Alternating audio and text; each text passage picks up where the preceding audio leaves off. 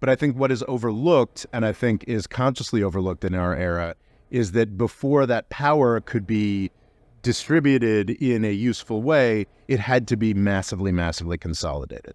To understand geopolitics, you must have the freedom to be honest. The More Freedom Foundation podcast. So, Rob, how have you been this week? No real complaints. I visited the Catskills for the first time. I'd never been, despite being born in New York City and growing up in its environs, I had never made it to upstate New York, really. Never made it any further north than Westchester, and it's a whole thing up there. I've never heard that term. What is it? Catskills? The Catskills are some mountains that were very famous in the mid-20th century for hosting predominantly Jewish resorts, because Jews were barred from other kinds of resorts up until the mid-20th century. And it's really important for like the birth of stand-up comedy. A lot of entertainment of the 20th century, still tremendously influential today, like sort of got its start up there. So I went up and saw a museum up there, or the beginnings of a museum up there. It was just very interesting. Brilliant. I'll maybe cut this bit out, but I think it's very important that we do incredibly up-to-date and recent topics, because a lot's been happening in the news. So I'll maybe get to work straight after this and we can get it out fresh for Monday. It's important. This what we're doing today is absolute cutting edge stuff. Really, it's so fresh and so likely to be countermanded that it's important that we get this out as soon as possible. Okay, so what are you going to do this time, Rob? Today we're talking about Henry VIII. Oh, he was an English king that reigned between 1509 and 1547. Okay. Could you tell us what brought him to power, or what do you think's so important about him? Well, Henry VIII is the second of the Tudor monarchs. This is a particularly significant group or ruling family for England, and later on they also had a lot of claims to Ireland, and they actually engineered a degree of unity after the fact, after Elizabeth I died childless, a degree of unity between England and Scotland, which we'll maybe talk about next episode. They are tremendously significant because Henry VIII is so interesting, and he was a monster, to be quite clear. This is truly a monstrous individual, and sort of a famous fail son, actually. Henry VII, a character we don't hear much about, is perhaps one of the most successful adventurers in history. Despite having a very tenuous claim to the English throne, he was able to take the country in 1485, mostly because everybody in the country was so sick of the endless civil wars that they didn't really care that this somewhat tenuous fella had taken the throne. And with the 20-odd years that he was in power, he set up this, he just seemed to be extraordinarily good at his job, managed to make the English throne wealthy in ways that just simply didn't happen, built up this massive, massive treasury. And it seemed that he was... considered that the people that won the War of the Roses was Wales, because the Tudors originate from Wales, and the losers was Ireland. Well, that is unquestionable. And I haven't done as much research on the Tudors' interactions with Ireland, but things were always bad between the kings of England and Ireland. But things got a lot worse with the Tudor switch in religion. So I think Henry VIII specifically is most famous for his 6 wives. He murdered 2 of them. He divorced a few. One survived. And the pop cultural imprint of Henry VIII for this is massive. There's the television show The Tudors, which ran fairly successfully in the last decade. There's a Broadway show right now downtown. Wow. I think it's about, I think it's very tangentially related, and it's my sense from the advertising material is that it puts a more feminist swing on things, but it is nominally about Henry VIII's six wives. You could also argue Game of Thrones with Robert Baratheon's a bit of sort of Henry the 7th and 8th combined. Oh, no question. Because Henry VIII didn't, win his throne through conquering, which his father did do, and Robert Baratheon, won the rebellion and then lived out his entire life as king and became quite overweight and decrepit as he got older. Yes, there's some very real parallels, some very real parallels. But what's also interesting is I think, if I recall correctly, it's been a while since I watched and read Game of Thrones, but there is a sort of Robert Baratheon, doesn't he have a son named Renly who's just lovely and everybody loves him and he's the flower of chivalry and That's actually what Henry VIII was for the first decade or two of his reign. Even before he was to be king, he was the backup. Well, yes, he was certainly the backup, but also he was the heir and the spare, I think's the term. Yes, but he was famously just sort of lovely. Henry VII had two sons, as you mentioned. One of them died, but Henry was just sort of seen as this glorious idea of what a king should be. I mean, Henry VII was sort of you look at famously his portrait, he looks a bit shifty, Yeah, gaunt. Yes, this is a guy who looks like he calculated and worked very hard to be as successful as he was, whereas Henry VIII was this grand, chivalrous fella, and for a decade or so, I think 2 decades, he was more or less happily married to Catherine of Aragon, and then he eventually just, she did not produce a male heir, and he was driven a bit insane by that. But anyway, so the wives, we've got the TV shows. I'm just finishing this extraordinary trilogy of books by Hilary Mantel, focusing on Thomas Cromwell, one of Henry VIII's advisors, who's tremendously significant. Wolf Hall was an amazing television show I would highly recommend. I've been trying to watch The Tudors a bit to prepare for this, and man, like Wolf Hall is like 15 cuts above that as far as an entertainment piece. But what I want to argue today, and the reason that I'm bringing up Henry VIII, is because I think that Henry VIII specifically and the Tudors more generally, despite their massive cultural imprint, are kind of undersold as shaping the British Empire, the world we live in today. I think they were tremendously significant in ways that aren't emphasized enough. And I think specifically by talking about Henry VIII and his relation to religion, I hope to tease out the ways that Henry VIII was a pioneer, a sort of Prometheus even, in terms of modernization and the way that he consolidated government in the United Kingdom changed things dramatically, hyper-modern in a way.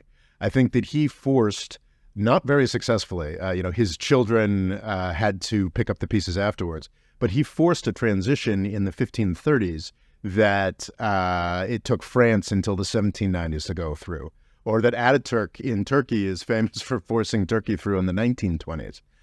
So Britain has many, many advantages that ended up yielding its miraculous control of the entire world in the 19th century. Of course, there's the coal deposits, there's the capitalism, there's the this, that, and the other thing. First and foremost, most important, and this is how I put it in my book, Avoiding the British Empire, was geography, just the degree of peace and quiet that they were able to have because, well, after the sort of amphibious attacks became more difficult after the Viking era, after they figured out how to harden themselves from raiding, and it became tremendously difficult, famously after 1066, for anybody to conquer Britain. But that's not enough. You can't just have amazing geography in your benefit. The choices need to be made that take advantage of that geography. And Henry VIII, for the worst and most selfish reasons imaginable, made that choice, and I think set the United Kingdom, Britain, England. It's all very confusing, and we're dealing with a time period where all of those things either didn't exist yet or meant different things. But his choices and the sometimes very successful patchwork done by Elizabeth I in particular really formed the history of the British Empire and informed the world history that we're all living in today. And that's why I wanted to talk about Henry VIII a bit today and sort of give him his due. Do you believe a lot of the hype? It seemed to be when he was young, it was like, oh, he's so athletic, he's so intelligent, he's such a good scholar, he loves Catholicism. Do you believe all this, or how much do you think is hyperbolic? I think obviously it's hyperbolic. You know, he couldn't have been as fantastic as the courtiers letters claim he was. But you don't have that degree of hagiography and worshipfulness about every king of England. You know, in part, perhaps it's a testament to just how well Henry VII set him up. In part, it's a lot of actors in the Tudor court were really, really keen to establish legitimacy because the Tudors were so illegitimate. So they you know, it seems he certainly was in his youth very athletic, but they, you know, wanted to sell that more and more to emphasize his regal bearing and his. So of course it's all public relations. But it does seem like there's a pretty well attested that he was first, you know, a massive, impressive athlete, and then was always a imposing and regal figure. In some ways, he's sort of the vision of an English king that comes to mind. And he really is, which is interesting because he shattered a lot of definitions of what an English monarch should be. And in so doing, created created the ferment that led to a lot of what came after. We emphasize a lot 1689 in the history of Britain, England, the United Kingdom, what have you. I mean, I should have just given myself a primer refresh for 10 minutes before I embarked on this. I apologize if you're cringing every time I misuse the the language here, right?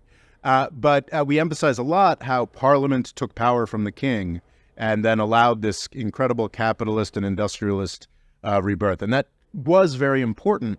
But I think what is overlooked, and I think is consciously overlooked in our era, is that before that power could be distributed in a useful way, it had to be massively, massively consolidated. And I would argue that Henry VIII is probably the most powerful English monarch there has ever been. Yet that power, that power that he consolidated, set the stage for English monarchs to be stripped of power 150 years later. Directly 100 years after his reign, Charles I lost his head, and then 40 years after that, we sort of arrived at the understanding that more or less still governs the United Kingdom today between monarch and parliament. But I don't think that all that range of development, that 100, 150 years of creating the first modern form of representative government, at least on a mass level, that we have in the United Kingdom, I don't think any of that would have been possible without the incredible consolidation of power that Henry VIII put in place. I believe what also got things really going was seeing all these incredibly rich Spaniards with their big fancy boats, and they kind of thought it'd be nice to get in on that action. For sure. I mean, in his own way, Charles V and his predecessors and successors, that's the Holy Roman Emperor, who was also in charge of Spain, who actually divvied up after himself because he realized how unmanageable it was also a tremendously powerful figure that changed many things in many ways. But what I think one really interesting aspect of Henry VIII is that despite his incredible local power, his incredible consolidation of money and wealth and spiritual and political power in his own person, was one of the weakest English monarchs on the world stage. He because of his durability, he was able to converse, to be seen as something of a lesser equal on the European stage, and then sort of be a fixed position in European politics. But wow, was the UK less of a power than it was 100 years later? Well, 200 years later, and certainly much less of a power than it was 100 years before. So the Tudor realm, despite how well remembered they are, I mean, these were folks who were running scared most of the time. I mean, Queen Elizabeth's most glorious accomplishment, which far outpaces anything that Henry VIII managed, was seeing off a massive Spanish invasion of England. That sort of Spanish Armada, I think the 1580s or something along those lines. So just surviving was what the Tudors managed to accomplish on the world stage, but what they did internal to England, and unfortunately also to Ireland and to the state of relations with Scotland, was tremendously important for what came after. I do want to just a bit of a quick situating ourselves in history here. So there's only 3 Tudors, essentially, you could argue. Well, there's definitely there's Henry VII, Henry VIII, Edward VI, I believe, Bloody Mary, Elizabeth the First. So that's a solid 5. There's poor Lady Grange in the middle there, but that's who was, I think, queen for 9 days before being executed because the Protestants wanted to hold on to control. But just to situate ourselves historically here a bit, because I know not everybody is as nerdy about European history as we are. The 1400s, we're in, and I put this in my book, Avoiding the British Empire, just this incredibly fast shift by historical standards of really over the course of like 400 years, we go from full-on medieval to modernity and Britain controlling the whole world. And that's a tremendous, tremendous transition. So in the 1400s, that's actually, we mentioned Game of Thrones earlier, one of the principal models for Game of Thrones. There's tons of stuff thrown in there from everywhere, of course. But one of the principal models is the Wars of the Roses, the wars of the 1400s over the succession to the English throne that Henry VII, the father of Henry VIII, settled in 1485. So in the 1400s, we've got like the very like ideal of knights in shining armor beating the crap out of each other, dukes and kings, and like the sort of what you imagine if you imagine like medieval times or what have you. And there's certainly problematic things about the popular imagination there, but really, and things were of course massively different than they were 500 or 1,000 years before in England, but the terms of the political argument and the aspects, most importantly, the role of the church, would have seemed familiar. Very, very different from 500 years or 1,000 years before, but familiar in important ways. 200 years later, in the mid-1600s, we've got what many can see as sort of one of the first modern revolutions. Mike Duncan's Revolutions podcast, you might be familiar with. Highly recommended if you're not. He starts off his analysis of revolutions with the English Civil War, ending with the Russian Revolution. So it's like the first in the 20th century. So it's sort of like the first modern revolution. And Oliver Cromwell is probably, I would argue, the first modern dictator. The truly like just sort of set before people talked about Hitler, they talked about Napoleon. Oh, we don't want another Napoleon. And before Napoleon, they talked about Cromwell. We don't want another Cromwell. So to go from medieval times to the first modern revolution and civil wars and dictators in just 200 years' time, and then 200 years later, we're essentially in the modern world. In the 1800s, Britain controls everything, and the main concerns are like the interest rate that governments pay on their debt or what have you. We've just this incredible transition that we've made. And it is not, as I think a lot of sort of Whig history or what have you would tell you, just, the important thing was the English Civil War, and then 40 years later, the Glorious Revolution. English Civil War in the 1640s, 40 years later, 1689, that's the most important thing. That transition from literally Game of Thrones to a modern revolutionary context, with like even in the 1600s, Britain had the first embryo of a central bank, embryo of very late 1600s, embryo of a national debt, like those sorts of things. Henry VIII and the Tudors more broadly, and Henry VIII specifically, is vital in that transition, and that's why I wanted to talk about Henry VIII today, not about his wives or what have you. This talk of him being a nice person to begin with and then ending up horrendous, it seems to be he treated his first wife as well as could be expected. It doesn't seem like they had an unhappy marriage. It doesn't, by the standards of the time. Yes. To be clear, like he was absolutely by the standards of the time for a king is a whole nother level. I mean, he was Kings absolutely could do whatever they wanted, and it seemed like if queens did anything out of line, they would very often die. Yeah, not as often as with Henry VIII, though. Like you'd have to step pretty far out of line, and Henry VIII killing 2 of his 6 wives is quite horrific, even by the standards of the day. But in those 20 years of marriage or 15 years of marriage prior to his discarding Catherine, it does seem that, I mean, this was a storyline on the Tudors episode I was watching, but I believe is also historically documented that he like knocked up like her chambermaids and stuff like that. Yes, he did have a son, Fitzroy. Yes, yeah, who died as a teenager, but was the only real son that we know of. No, well, Edward VI, of course, but like he like the only son that he would have known as most of an adult or something like that. But he was illegitimate. So I guess we should be grateful to how monstrous Henry VIII was in terms of his marital relations, because it does keep this era of history front and center.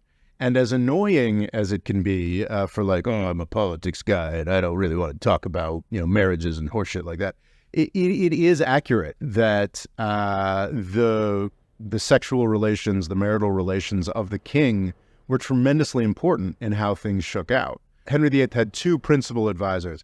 Again, he has this massively long reign. Another incredible gift England, I guess, has gotten is that, but that continued until the era of Great Britain and the United Kingdom, was after many, many periods of instability, in between periods of massive instability, they've been blessed with an extraordinary succession of long-lived monarchs. Which I don't think anybody else can point to that consistency. You've got Edward I and Edward III. I think both reigned for like close to 50 years or more than 50 years. Those kings were spectacularly long-lived. The whole era of the Tudors, there were 5 or 6 Tudor kings, Tudor monarchs, but really 2 of them have almost a century between them. Henry VIII between 1509 and 1647, and I believe Elizabeth I from the 1560s up until 1603 or thereabouts.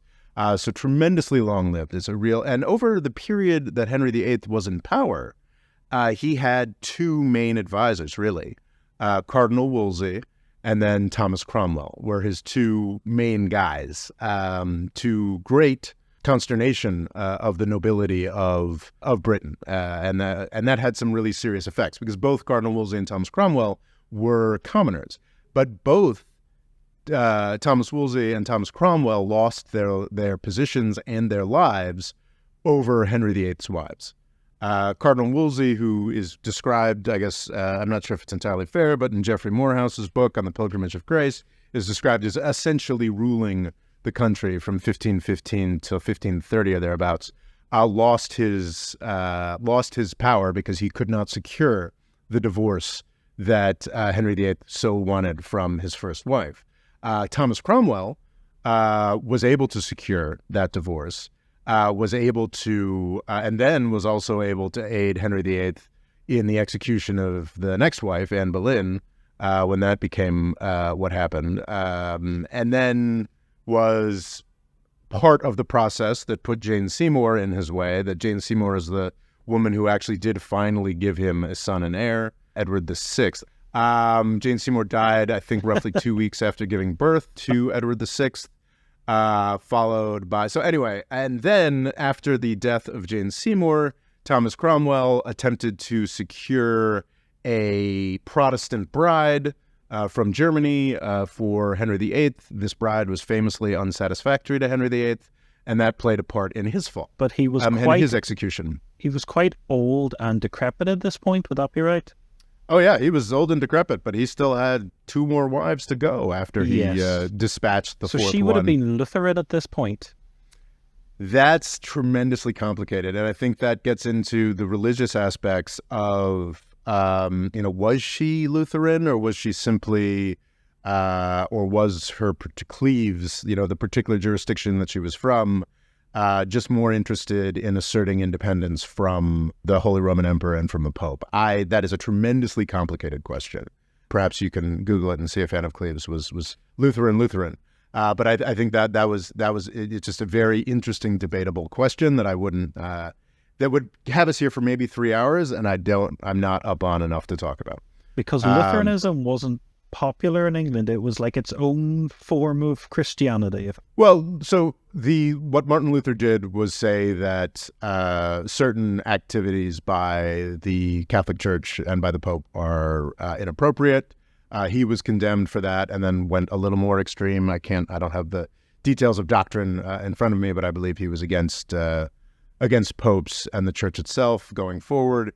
Martin Luther was very interested in being the leader of Protestantism, or what have you, and saying, this is the new way we're going to do things. Everybody should do things this way. But other folks very quickly started having different ideas. There was a bunch of Swiss theologians. I think Ulrich Zwingli sticks in my mind. And then a couple decades, or maybe a half century later, I can't, John Calvin comes on the scene, who was tremendously influential. So this incredible ferment, and the Church of England sort of always cut its own path in this ferment. Henry VIII, I think to his dying day, would have maintained that he was a good Catholic. It was simply that the Pope was wrong, and that it was only right for the king to be in charge of the church. It's cuius. Is it cuius reino, cuius religi? I don't know. There's some Latin phrase that briefly settled these issues in the Holy Roman Empire in the 1500s, and that's a key point. So this later became about serious disputes of religious doctrine, and Henry VIII just wanted a divorce. He liked masses. He liked the ceremony. But he was also, and this is key, he was also really, really greedy. So he was able to be convinced by, potentially, they were dissembling at the time.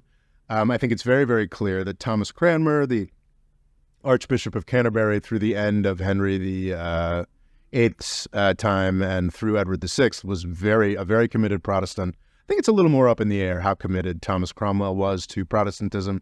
Regardless, these men and other men were able to convince Henry VIII that monasticism and the tremendously wealthy possessions owned by the church were not justly owned by the church. These men were motivated by strongly Protestant views. Henry VIII just wanted the money, and saw himself as, to his dying day, wanted to practice the religion. Because at this time, the Catholic Church was all about the bling. I think that is a very fair characterization. Because I heard a great way to ruin a lot of films is if they're medieval and they'll show a church and it'll look like an old barn, and you're like, this would have been plastered in gold. It would have been so gaudy and over the top. And I think Henry VIII liked the look of that. Yeah. Well, if you think about just the extraordinary complexity and impressiveness of a medieval parish church, let alone a cathedral, but you compare the structures that were built everywhere other than churches up until the 19th century, and just imagine the amount of money you'd have to be to raise even a normal parish church as a medieval dirt farmer. I mean, the incredible dedication. Well, they would have almost seemed like spaceships, because they just seemed so alien and so engineered compared to anything else at the time. Exactly. And they became symbols of local pride. They became symbols. And that's the world, I think, that Henry VIII changed. And I think that's the really vital point here, is what Britain was like, what England was like, what became the United Kingdom was like, what all of Europe was like. And actually, and this is a video that had better be published by the time this gets out, sort of called how, Western civilization is big government. I was just sort of shocked reading about some authors like Janet Abu-Lughod and Aisha Zerakol writing these books about just sort of how the world worked in a very basic sense prior to the advent of European hegemony. And I was really struck how outside of China, China had some different things going on, but outside of China, how similar the world looked from across Eurasia. In Europe, in the Middle East, in India, Central Asia, you had these very real, very different from religion to religion, of course, but very real divisions between political and religious power. All of them were intertwined in different ways. I'm sure you could find like a Indian statelet where it's like, oh, well, that looks exactly like modern Germany or something, according to some, but this is in the aggregate. It was shocking to me just how separate the religious, political, and cultural powers were in all of these societies. Probably Protestant-leaning men that worked for Henry VIII so very strongly argued that the religious aspect was vastly more wealthy than the political aspect, and that was not the way that things should be. There's actually an estimate, this was again from the Geoffrey Morehouse book, and it's a Geoffrey Morehouse book repeating the propaganda of the guys who wanted to break up the monasteries. So maybe this is not, this... Well, that's always the difficult thing with history is whose propaganda are you believing?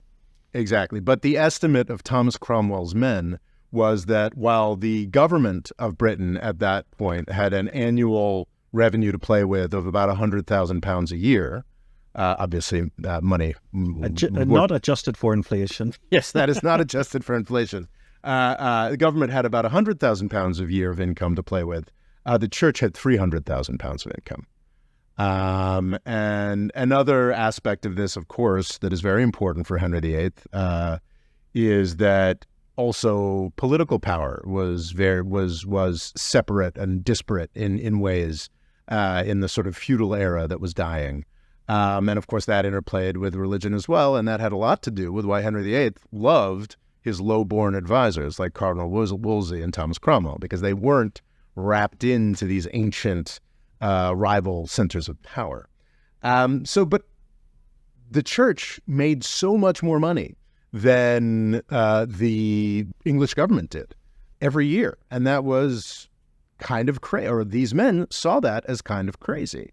And of course, their language was suffused with harping on very real corruption, monks and dissolute monks and this, that, and the other thing. This book, the Morehouse book, says that sort of the seriousnly of religious calling had been waning for decades, if not a century or so, and that made their job easier. But it was a truly, truly revolutionary choice to break up the monasteries. And the monasteries didn't just, they had a massive income. These incomes were based much more strongly on land in this pre-industrial era. And the reason that the church had such a larger income is because they owned so much more property than the government did. Isn't that one of the reasons why priests, they didn't want to marry? Because they would then pass down the church's land and divide it up. So a way of stopping that was to not let priests have children. Well, I'd never thought of that, but yeah, that makes a ton of sense. I think that makes a ton of sense. So the church, massive landowner, and this is the case. It's fascinating in Turkey today. There's still vakifs, which is sort of foundations that own and operate mosques that also own businesses around. That was something that the Turkish government was very against for a very long time, and now the Turkish government's a little more interested in giving them a freer hand. But vakif, or foundation, or that just sort of controls a piece of religious property and uses it to control local economies, build sources of wealth. That was a very established dynamic across the Muslim world as well. So this is what was going on everywhere. And in this weird North Atlantic island that already had a bunch of weird privileges and changes, they decided we're not going to have that happen anymore. And to be clear, this was by no means the only, Henry VIII was by no means the only medieval or Renaissance monarch that chafed under the control of the church or wanted to exert more power, but he's the one that was able to get away with it. He's the one that was able to get away with it most comprehensively because he lived on an island.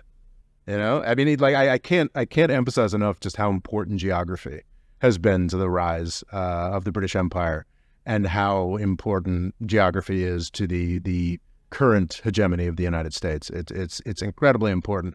But also these very contingent factors. The fact that this guy was a monster and wanted to, was incredibly greedy and incredibly violent, coupled with new religious ideas that were coming out of Germany, starting in 1517. Adapting these ideas, not just taking them wholesale, just going, we like bits of that. We like the bit where we keep all the money. Well, so Henry VIII's children, which we'll get to in the next episode, were Edward VI, his son, went whole hog. Well, the advisors surrounding him. He, I think, reigned for about 6 years from the age of I think he died as a teenager. I think he either died as a teenager or in his early 20s.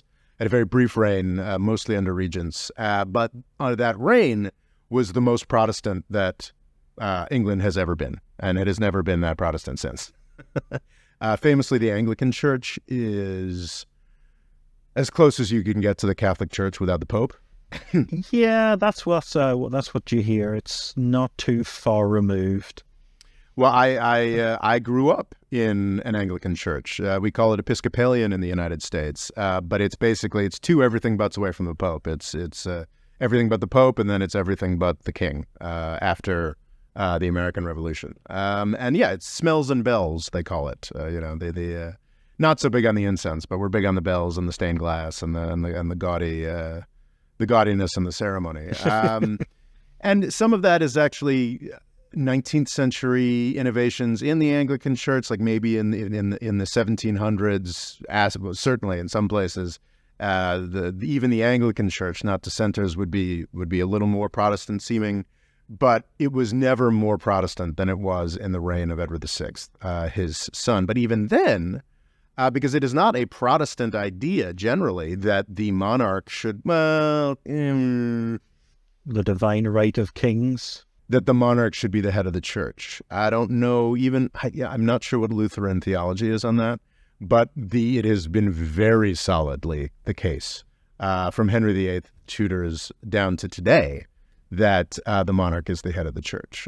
Charles III, which is just an insane. Just a sidebar. Like, why the hell would you name yourself? Why would you name your kid Charles? And why would you hold on to Charles as King of England? Like, Charles is the name Charles so far for kings is, I think, 2 for 2. No, I guess Charles II was not violently overthrown, but his brother who took power after him was. So it is not an auspicious name for a monarch. The Charles I got his head cut off during the English Civil War, and his son, Charles II, who did come back to power, restored monarchy, and put together a reign that was only a dynasty that only survived for 5 years after him. Sorry? What I heard during the coronation is he's sort of rejuvenating the name. He will make it a much more triumphant name and fix its besmirched history. Yeah, it's insane because it's like getting your head cut off. And I think famously Charles II died morbidly obese, or like he's just like living the dream. Yeah, it seems like Restoration London, the London of Charles II would have been a lot of fun. It was, like Last Days of Disco, Last Days of Rome, just like incredibly debauched. But again, it's not something you'd aim for. Anyway, whatever. Charles III. Anyway, the last king of England, hopefully. But wasn't he particularly brutal and destroyed a lot of cathedrals and monasteries? This is Henry VIII. Yes. So what he wanted was money. And it's fascinating. I've read a fair amount. This guy, Geoffrey Morehouse, is really valuable. I think he's since passed, but in the late 20th century did some really valuable sort of excavation work. He's written this book on the Pilgrimage of Grace, and he's written the experience of the dissolution of the monasteries from the perspective of one of the cathedrals. So much of the property in the United Kingdom, in England, was owned... England, Wales, and Ireland. Under Henry VIII. Under Henry VIII. Yes, that makes sense. So this guy, Geoffrey Morehouse, has done some really valuable work just looking into the 1530s and how crazy that was. What an absurd revolution took place there. Cromwell and his advisors, who became some of the most phenomenally wealthy people in English history, because, of course, back then it was expected that you'd cream a little off the top. There's actually a historical figure called Richard Rich. Richie Rich is I think a comic book character, a cartoon character, but there actually is a historical figure named Richard Rich, who was another jumped up lawyer under Cromwell, and one of the most wealthy people in English history, because he was taking the lead under Cromwell, and I think after Cromwell as well, in the dissolution of these monasteries. And they started out carefully. They were like, well, we're just going to go after the small houses that are dying out anyway and take all their lands. And apparently they were pretty good about giving pensions to monks and nuns and this sort of thing. And then a year or so later, in the mid to late 1530s, they started going after the big ones. And some of them that were cathedral houses, were preserved as cathedrals, but the religious life around it was broken up, and the land holdings were broken up and absorbed by the crown. Just briefly on Henry VII was this just guy out of nowhere, phenomenal manager who managed to make the English crown tremendously wealthy. Something that English monarchs have always hated is that even since the 1300s, they've been obligated to go get money from parliaments. Henry VII is one of the few guys who just managed his revenues really well and probably murdered and disappropriated the right people enough that he left a massive, well-funded treasury to his son, Henry VIII. Henry VIII was in part able to look so grand and regal and the flower of chivalry because he just fire-hosed all of that money away. He really did. Just, pointless wars against France. There's this, one of the great, 1520, there was this absurdly expensive Field of the Cloth of Gold sort of diplomatic mission to France where he and the French king wrestled. And it's, just this beautiful, people love to talk about it even 500 years later, but it was just ruinously expensive. So what Henry VIII managed to do was piss away all the money that his father had put together in a very short period of time. So going after the monasteries, despite the fact that he mostly just wanted a divorce, he was also incredibly greedy. So that is why all these monasteries were broken up. And the impact, even if he didn't want to be a big religious reformer, famously in his earlier life, he'd written a massive tract condemning Martin Luther and got the title Defender of the Faith from the Pope that I think Charles III is still using now. He's seen himself as a very good Catholic boy.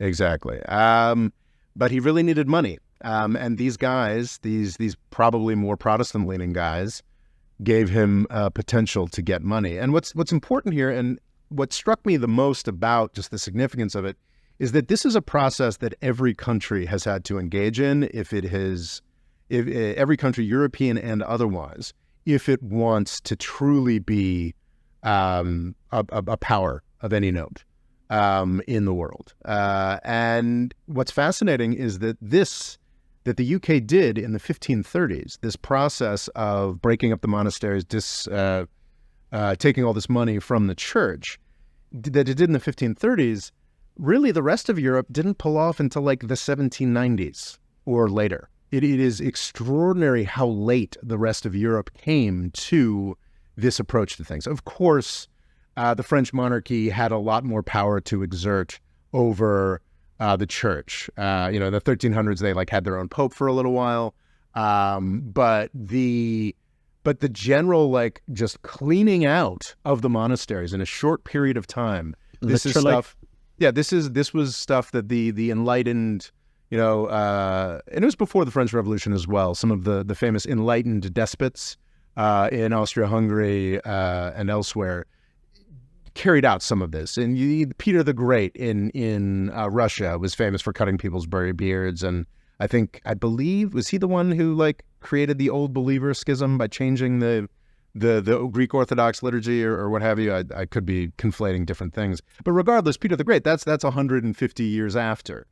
Almost everything is everybody ended up doing what Henry VIII did, but they did it 150, 250, 400 years later. I think it's fascinating just comparing Henry VIII to Mustafa Kemal Ataturk, the founding father of the Turkish Republic in the early 20th century. It's obviously very different in many, many, many different ways. Ataturk is a much more worthwhile figure than Henry VIII. But the same consolidation of government power over religion that Henry VIII was doing literally 400 years earlier. And do you see this pattern with ancient civilizations? Oh, well, that's a great question that I absolutely don't have the answer to. I mean, obviously the dynamics of religious evolution in Rome, arriving at Christianity are massively argued over, but I can't come to a great parallel there. But just that consolidation, just tremendously significant. And what's interesting is that it had similar effects in all of these different eras. I think that in terms of truly pushing religion out of French government, like that was an accomplishment of the French Revolution in the 1790s, and it had similar repercussions.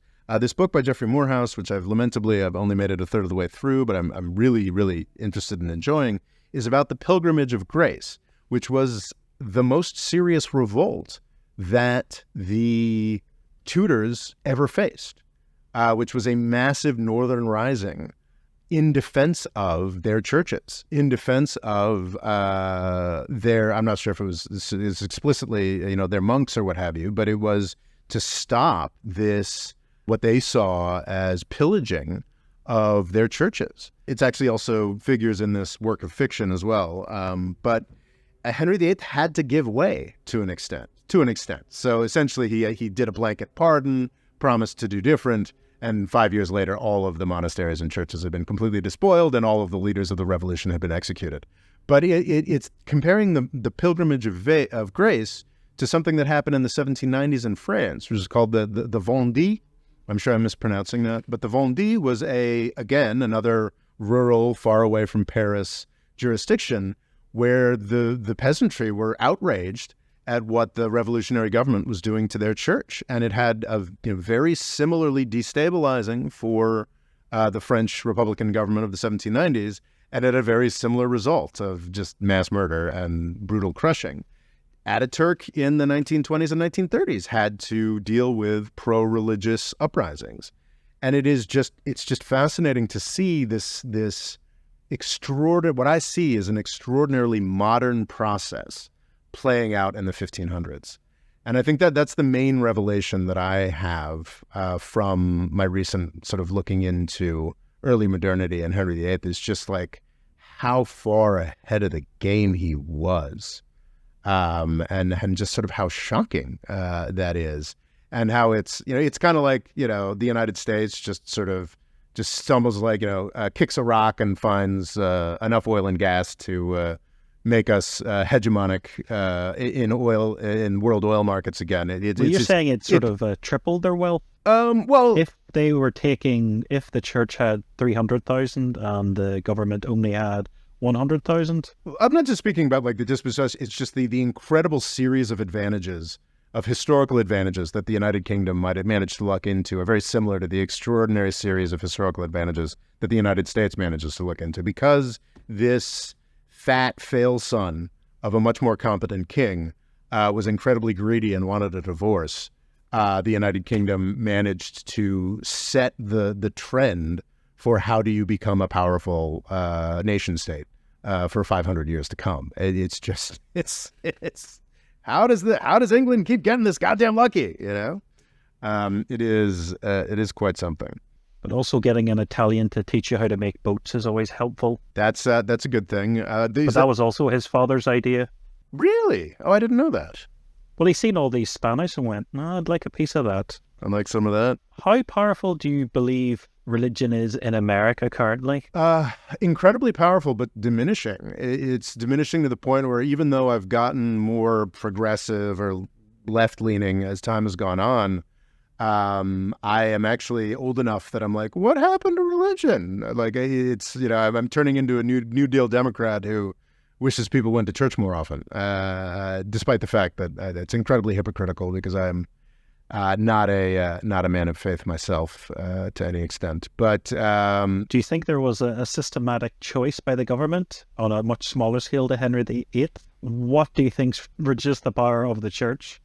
It's kind of the opposite in some ways. So I think what led to the incredible power of religion in the United States is in part, actually, it comes very much out of the sort of Tudor era and the Stuart era after them, and the incredible vigor of religious contention. I mean, in some ways, you have sects in the United States that are still arguing over stuff that they were arguing about 500 years ago, where nobody in Europe or the UK cares anymore. But mostly the main thing that the founding fathers did very well, and I think that the founding fathers were, I rebel against it, but many of them were fairly religious, fairly Christian and folks. The incredible brilliant thing they did was engineer a separation between church and state, which allowed church to flourish. I think, this is controversial, but I think the main reason that there are many reasons why the church is falling flat on its face in the United States. The churches have been falling flat on their face in the United States over the past 40, 50 years. I would say the main reason is the Republican Party's choice to make religion as partisan coded as it is now. Similar to environmentalism, how it's sort of seen as more of a Democrat thing, and it's sort of politicized when it should be more neutral. Oh yeah, I think that's a very solid point. But I think whether or not to attend a church is something that usually I think most couples make when they're having kids, and people are having kids a lot later. Sort of a chicken and the egg thing there. But if you're like, oh, I was raised in the church, I think Sunday school, good morals, this, that, I think that's cool. But oh my God, like that's associated with like Donald Trump and Ron DeSantis. These people are monsters. Of course I'm not going to do that. And that's earlier figures, the Jerry Falwells and Pat Robertson. Even though Donald Trump isn't very good at quoting the Bible, if you've ever seen video of it. Well, and also I think blaming Trump for this is kind of long after. Oh yes, but he does wash himself in it, even if he doesn't believe any of it.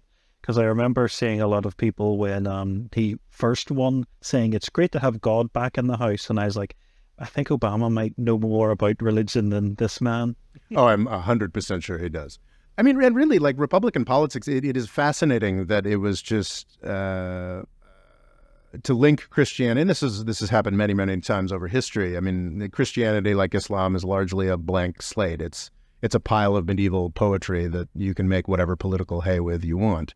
But just the really concrete attachment of the Republican Party to an ideology of hate.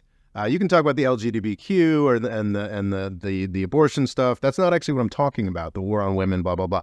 Not that I want to minimize that. But no, what it is like fundamentally, the point of the Republican Party for the past 40 years has been like the poor suck, the poor are evil, the poor are lazy, the poor are stupid, the poor are people who choose to do crimes and not be rich like us. The poor are dumb and evil. That's the message of the hyper-Christian members of the Republican Party for the past 40 years. Which doesn't sound very Christian. It doesn't strike me as that way either, Rory. But what do I know? I'm not, I haven't made... Was a lot of this backlash to communism because they were quite famously godless? I'm not entirely certain on how that all plays together. And I'm prepared to talk about Henry VIII today, Rory. Not U.S. political stuff. Henry VIII is a tremendously significant figure, not just because of his brutishness and monstrousness, but because he really changed Britain in ways that set it up for later dominance and extraordinary success. And what's really important to emphasize here, and I'm not sure if I emphasized that earlier, is how weak England was in the time of the Tudors. In the early 1400s and the 1300s, during the era of sort of the 100 Years' War, England took over most of France. Henry V, I think, did take over the vast majority of France. That was a truly massive European actor and power. Unfortunately, his son Henry VI, who this was an unfortunate long reign, was apparently quite incapable and lost most of it, and was such a mess that the country fell into civil war that is still inspiring HBO prestige television 500 years later, Game of Thrones. And the Tudors really were scrabbling to recover from that. And honestly, if it weren't for the religious strife that took over all of Europe in the 1500s, and also, of course, the Turks being at the peak of their power, if it weren't for all those distractions, it's possible to imagine another 1500s conquest of a new 1066 in the 1500s. But the Tudors were able to skate by that, and crucially, vitally, they set the country up to be more powerful, more secure in the future. And I don't even know how intentional that was, but it is something that happened, and I think it's absurd to go back to the 1500s to look for modern models. But I do think it's an interesting lesson that without appearing to be powerful, while being at some of the weakest points in its pre-modern or modern history, the English were able to set themselves up for not just regional dominance, but world dominance in just a few short centuries. And I think it's an indication of what countries are capable of when they focus on themselves rather than constantly going abroad and seeking out things to complain about and things to other folks to blame. And this isn't just like a United States thing. I've said over and over, and I probably need to spend more time actually putting out content on what specifically I'd like to see. But the United States has it very much in its power to purely, through domestic changes, ensure its dominance for centuries to come. And I don't think that would be a bad thing. As an American, perhaps you might have a different sense as a European. It's internal changes, it's internal revolutions that set you up for security and power going forward. And it's not just the United States. I do think, this is controversial, and I'm sure many would disagree with me, but I do think that since 1945, we have been in a position where most countries in the world have had an unprecedented, almost England-like freedom from external predation. And I'm not one of those people who's like, oh, well, everybody should be doing better than they are, and it's Africa's fault they're having trouble, which is not what I'm saying at all.